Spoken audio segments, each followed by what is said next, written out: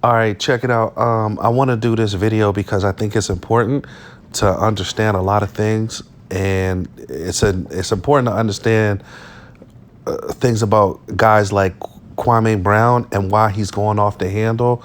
Um, let's take his career aside. His career was what it was, and for the time his career was. Obviously, he was made the laughing stock of the league because he was the number one draft pick that didn't add up to expectations, and you had people in the media consistently going at him, like Stephen A. Smith and things like that. But things are different, right? For athletes, and here's the thing. There was a lot said about Kwame Brown, his mental health. They said he got dragged a lot. They said that they just Jordan really treated him bad and talked down on him all the time, and deflated him, made him felt like he wasn't around. But that's Jordan doing that because that's how Jordan was brought up.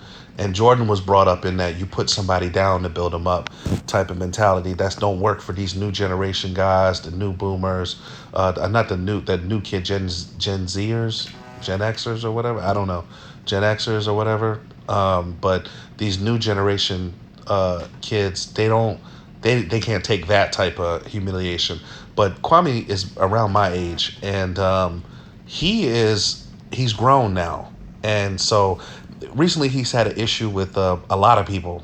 He's voiced his opinion on his YouTube page. He's him and Matt Barnes have talked back. They've gotten to it back and forth, and I want to let people understand that like this is a rare. This is a common thing though, but a lot of people may not understand.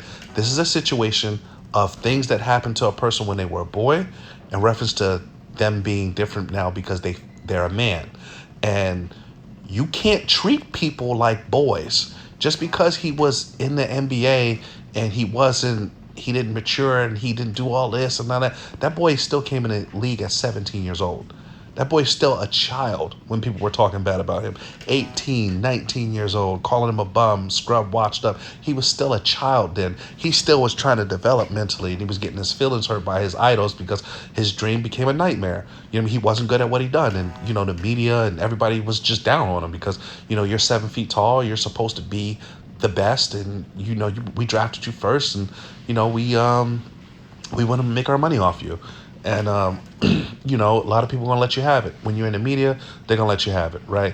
It is fair game. But some people have mental issues, and it hurt him.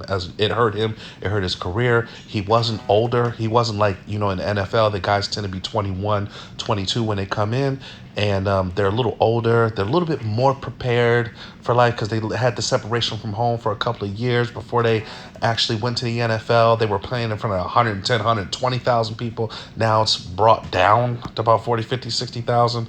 And so, they're the expectation of their life. Yes, the money's rolling in, but things start to hit them a little differently because they're a little bit more mature. Whereas Kwame was not. He was maturing through the NBA through a rough stage and a rough path and having a rough start to his career. He just never got off the ground. It hurt his confidence. It hurt him as a person. It hurt him as a player. It just deflated him. And but he's grown over the years. He was able to, separate it from it. But this is a guy who's angry now because this is a guy who wanted to say a lot of things to the media that he couldn't because maybe he didn't have the courage to, or maybe he didn't know what to say. You know what I mean? Like, and I think that we as humans all been in situations where, somebody say something to you and you might not have caught it at first and you didn't know what to say. And you like, damn, you get back in the heart, this motherfucker trying to play me or something. And then you go back and then you got to go make the situation right, or you don't, or you just, you do what you got to do, whatever it is. But Kwame is, he not for the games anymore. And that's a dangerous dude to fall into because his motivation is off the anger and hurt of who he was. And I don't think a lot of people might, I've heard people talk and things like that, but I'm like, I don't know if you want to push this guy because I think this guy's like, he's clapping back now, and I think he may want to push that line. And I know Matt Barnes may not want to say nothing or whatever. He may not want to get into anything, but he definitely want to push the line with a lot of people. He want to get in and talk bad about people because how the way the media treats him. But he fed into the media hype. But because he himself was a media hype creation, he got drafted first. All those expectations that didn't pan out. I mean, his career is he been done the worst than any first round draft pick ever. I don't think any first round draft pick that fizzled out was ever done as badly as him before or after will ever be done in the future. No one will ever be treated as bad. No one sits here and calls Markel Fultz a bum. Like the way they call Kwame Brown a bum. No one calls Anthony Bennett a bum the way they call Kwame Brown a bum. Not even that dude that got drafted in the 80s. Not Sam Bowie, but that other guy that was like the first round draft pick that fizzled out. I don't know where he was playing, but no one called him a bum. And, he had to start a whole career over. It's terrible the way they did him because looking back at it, you say, well, damn, he was a bum. But I was young, right? But then as I'm older now, I'm 35, well, I'm 37 now. I look at it and say, damn, that was a 17-year-old boy. That was a 17-year-old boy making millions of dollars. He was 17, supporting his immediate family, moving his immediate family into a house, right? Supporting his immediate family, getting ragged through the TV every single day. Your idol, who you watched on TV growing up, you think you going over here to make a good impression of him, and all he do is talk about how trash you are, how garbage you are, how you ain't gonna never be nothing, how you ain't gonna do this, how you ain't gonna do that. You bright-eyed, bushy-tail, and he just destroy you every day. He don't come from that background. He don't come from that abuse. Like a guy like uh, you know, a guy like, let's say, dudes like, um, uh, what's that dude from, the dude from, uh, Jimmy Butler. Jimmy Butler. Jimmy Butler is the type of dude, he would go to Jordan, he'd love it because he loved that type of mentality. He loved being in that type of mentality where, you know, it's the military style. I'm going to drag you. I'm going to talk bad about your mama and stuff like that. And, I was in the military for what it's worth, and they talk to you like that. But the people that don't make it are the people who they don't know how to separate that from which the profession, and they're not mature enough to separate it. And some people who come from really really sheltered backgrounds, caring backgrounds, they're not going to separate it. And the world was very very cruel to Kwame Brown. And Michael Jordan made the number one overall pick. He went out on a long shot to get Kwame Brown. He didn't want to wait for him to develop, and this is what happens. And this is why Jordan can never be a coach. But it destroyed him. But now he's turning around and he's coming back at everybody that's talking shit about him. And he's popping back. And he says as an adult he's not going to allow his name to be pushed through the mud. If you go back in time, right? MC Hammer had the same thing. He got on, he made his money, he lost his money, right? Things happen. A lot of people lose money in their lives, but he became a joke for losing money. Well, when you're dealing with men, sometimes they don't want to be joked and played with. Guys get on there and they think that because some comedian made a joke, they made a stand-up about him, or somebody else made a joke about him, that it's okay for them to make that joke in front of you, right? And I know I was watching, I think, Good Morning America, and he was on there. MC Hammer was on there with his son, and the commentator made, the interviewer made a question or a remark about him losing a lot of money, and he said, you really gonna do that right here in front of my son? You know what I mean? But he stepped to him. He had to check him because people will check you. You know what I mean? Like in the media, and sometimes when you're dealing with men, they're not gonna allow you to play them like that.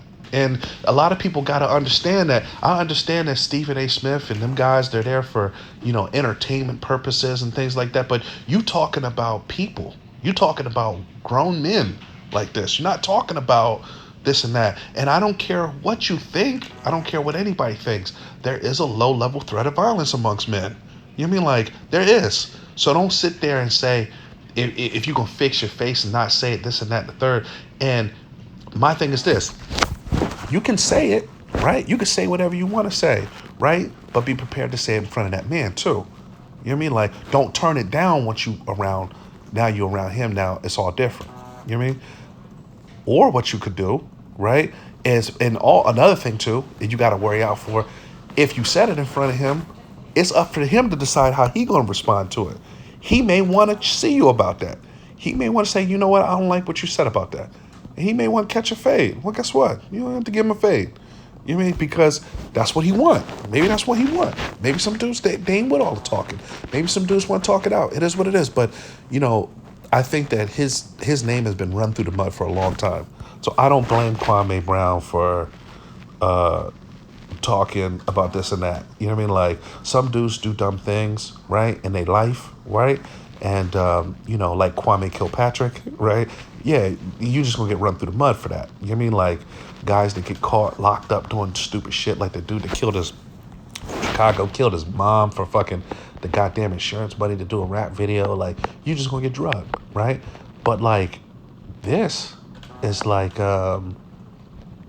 this ain't gonna this ain't gonna work. You know what I mean? Like this ain't gonna work. You're not gonna keep running his name through the mud. And I applaud him for standing up to himself, talking greasy like that back and forth. Nothing good can come out of that. You know what I mean? Like, because now they get into a point where they talking real greasy about each other. And my thing is, you know, when you do that, you saying certain things about people because, you know, Kwame started talking about your boy Matt Barnes' wife and children, how your homeboy was fucking your wife and all this and that. When y'all start talking greasy about each other, now y'all have to run into each other. Y'all might have to bump into each other, and y'all gonna have to fix those words. You know what I mean, y'all gonna have to keep those same words, and you know, nothing good can come out of that. Especially when you're dealing with guys that like, I don't know their backgrounds or whatever. They're athletes, so they're not street niggas. You know what I mean? Like most 99% of the guys that are athletes they're usually athletes. Even the guys who are from the streets or whatever, they say they from the streets or whatever.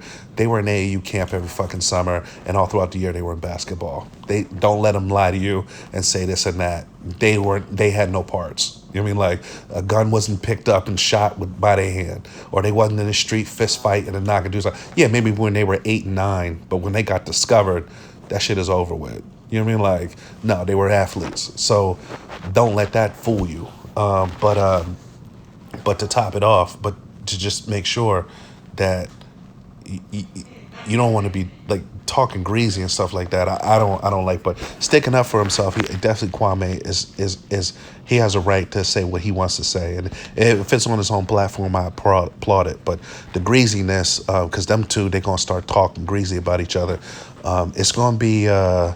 It's gonna be interesting when they meet. You know what I mean? Like, we might have to do a little celebrity boxing or something like that. I might have to go on and check that out. But go ahead and let me know what y'all think. But Kwame, man, bruh, the dude is not having it right now. And so if you got something to say, he's coming back.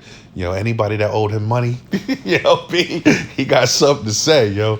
Like he's like paid in full. He's like what you call from paying in full. But let me know what y'all think about it in the comment section, and we'll go from there. Peace.